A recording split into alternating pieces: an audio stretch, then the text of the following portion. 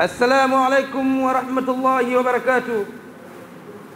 Ndugu zangu wa Kiislamu, hatuna budi kumshukuru Mwenyezi Mungu Subhanahu wa Ta'ala kwa kutujalia mpaka sasa tungali wazima na pumzi. Ndugu zangu wa Kiislamu, tukiendelea na darasa yetu ya mwezi mtukufu wa Ramadhani, hakika ya kwamba mwezi mtukufu wa Ramadhani umekaribia. Hakika ya kwamba kuna vitu ambavyo tunahitajika tuvifanye ndani ya mwezi mtukufu wa Ramadhani. Ndugu zangu wa Kiislamu, hakika ya kwamba asilimia nyingi tuna familia, asilimia nyingi tuna wazee na wengine ambao wazee wetu wameshatangulia mbele ya haki. Tunapaswa ndani ya mwezi mtukufu huu wa Ramadhani tuwaombee dua. Mwezi mtukufu wa Ramadhani umegawika katika makumi matatu. Ndugu zangu wa Kiislamu, tumejipanga vipi kuyatendea haki makumi haya matatu?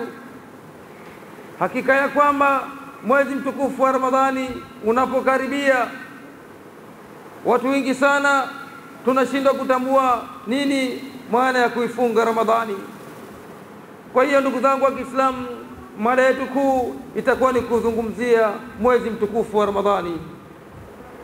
Inna Allaha wa malaikatahu yusalluna ala nabii ya ayyuhalladhina amanu, enyi ndugu zangu wa Kiislamu, hakika ya kwamba mwezi mtukufu wa Ramadhani unakaribia. Hakika ya kwamba tuupokee kwa mikono miwili na tutende haki. Ndugu zangu wa Kiislamu, kwani kuna ndugu zetu wingi walitarajia wataifunga Ramadhani, lakini wengine wako mahospitali na wengine hivi ambapo tunazungumza Mwenyezi Mungu anachukua roho zao. Isitoshe, mimi na wewe ambaye tunatarajia kwamba tutaifunga Ramadhani na tunajigamba kwamba tuna pumzi na tunatembea, lakini Mwenyezi Mungu Subhanahu wa Ta'ala anaweza akachukua roho yako bila ya mwenyewe kufikiria. Usijigambe kisa una pumzi, kisa mzima na unatembea.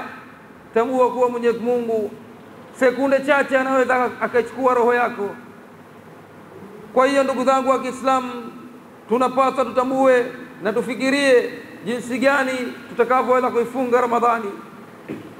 Tujitahidi sana kwa upande wa watoto wetu wa kike, wao wanaiwaza Ramadhani na inapofika 13 wanaiwaza sikukuu. Jinsi gani ambapo tutaweza kuwachunga watoto wetu, na kesho mbele ya Mwenyezi Mungu tutakwenda kuulizwa kwa kile ambacho umekichunga, na Mwenyezi Mungu Subhanahu wa Ta'ala atakuhukumu wewe kwa kile ambacho umekifanya wewe, na kama umetenda mema basi Mwenyezi Mungu atakupa na atakulipa ya kheri.